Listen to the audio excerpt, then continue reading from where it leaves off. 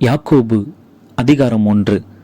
தேவனுக்கும் கர்த்தராகிய இயேசு கிறிஸ்துவுக்கும் ஊழியக்காரனாகிய யாக்கோபு சிதறியிருக்கிற 12 கோத்திரங்களுக்கும் வாழ்த்துதல் சொல்லி எழுதுகிறதாவது: என் சகோதரரே, நீங்கள் பலவிதமான சோதனைகளில் அகப்படும்போது உங்கள் விசுவாசத்தின் பரீட்சையானது பொறுமையை உண்டாக்கும் என்று அறிந்து அதை மிகுந்த சந்தோஷமாக எண்ணுங்கள்.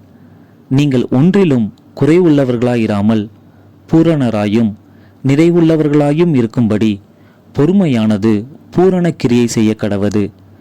உங்களில் ஒருவன் ஞானத்தில் குறைவுள்ளவனாயிருந்தால் யாவருக்கும் சம்பூர்ணமாய் கொடுக்கிறவரும் ஒருவரையும் கடிந்து கொள்ளாதவருமாகிய தேவனிடத்தில் கேட்க கடவன். அப்பொழுது அவனுக்கு கொடுக்கப்படும். ஆனாலும் அவன் எவ்வளவாகிலும் சந்தேகப்படாமல் விசுவாசத்தோடு கேட்க கடவன். சந்தேகப்படுகிறவன் காற்றினால் அடிபட்டு அலைகிற கடலின் அலைக்கு ஒப்பாயிருக்கிறான். அப்படிப்பட்ட மனுஷன் தான் கர்த்தரிடத்தில் எதையாகிலும் பெறலாம் என்று நினையாதிருப்பானாக. இருமனம் உள்ளவன் தன் வழிகளிலெல்லாம் நிலையற்றவனாயிருக்கிறான். தாழ்ந்த சகோதரன் தான் உயர்த்தப்பட்டதை குறித்து மேன்மை பாராட்ட கடவன். ஐஸ்வர்யவான் தான் தாழ்த்தப்பட்டதை குறித்து மேன்மை பாராட்ட கடவன். ஏனெனில் அவன் புல்லின் பூவை போல் ஒளிந்து போவான்.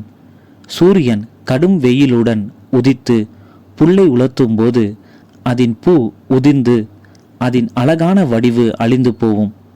ஐஸ்வர்யவானும் அப்படியே தன் வழிகளில் வாடிப்போவான்.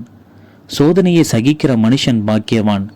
அவன் உத்தமன் என்று விளங்கின பின்பு கர்த்தர் தம்மிடத்தில் அன்பு கூறுகிறவர்களுக்கு வாக்குத்தத்தம் பண்ணின ஜீவ கிரீடத்தை பெறுவான். சோதிக்கப்படுகிற எவனும் நான் தேவனால் சோதிக்கப்படுகிறேன் என்று சொல்லாதிருப்பானாக. தேவன் பொல்லாங்கினால் சோதிக்கப்படுகிறவர் அல்ல, ஒருவனையும் அவர் சோதிக்கிறவரும் அல்ல. அவனவன் தன் தன் சுய இச்சையினாலே இழுக்கப்பட்டு சிக்குண்டு சோதிக்கப்படுகிறான். பின்பு இச்சையானது கர்ப்பம் தரித்து பாவத்தை பிறப்பிக்கும். பாவம் பூரணமாகும்போது மரணத்தை பிறப்பிக்கும். என் பிரியமான சகோதரரே, மோசம் போகாதிருங்கள்.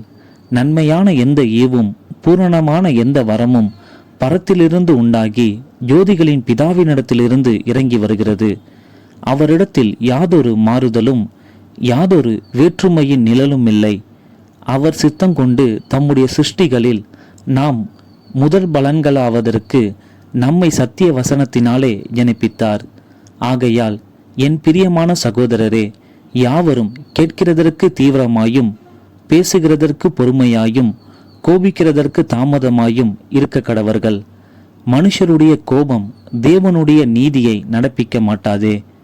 ஆகையால் நீங்கள் எல்லாவித அழுக்கையும் கொடிய துர்க்குணத்தையும் ஒழித்துவிட்டு உங்கள் உள்ளத்தில் நாட்டப்பட்டதாயும் உங்கள் ஆத்துமாக்களை இரட்சிக்க வல்லமை உள்ளதாயும் இருக்கிற வசனத்தை சாந்தமாய் ஏற்றுக்கொள்ளுங்கள்.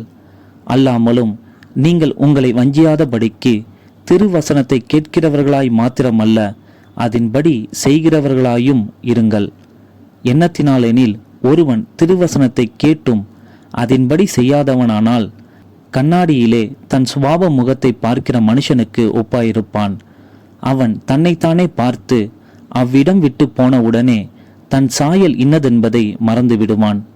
சுயாதீன பிரமாணமாகிய பூரண பிரமாணத்தை உற்று பார்த்து அதிலே நிலைத்திருக்கிறவனே கேட்கிறதை மறக்கிறவனாயிராமல் அதற்கேற்ற கிரியை செய்கிறவனாயிருந்து தன் செய்கையில் பாக்கியவனாயிருப்பான்.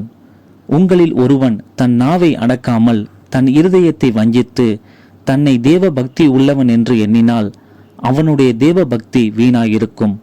திக்கற்ற பிள்ளைகளும் விதவைகளும் படுகிற உபத்திரவத்திலே அவர்களை விசாரிக்கிறதும் உலகத்தால் கரைபடாத படிக்கு தன்னை காத்து கொள்ளுகிறதுமே பிதாவாகிய தேவனுக்கு முன்பாக மாசில்லாத சுத்தமான பக்தியாயிருக்கிறது.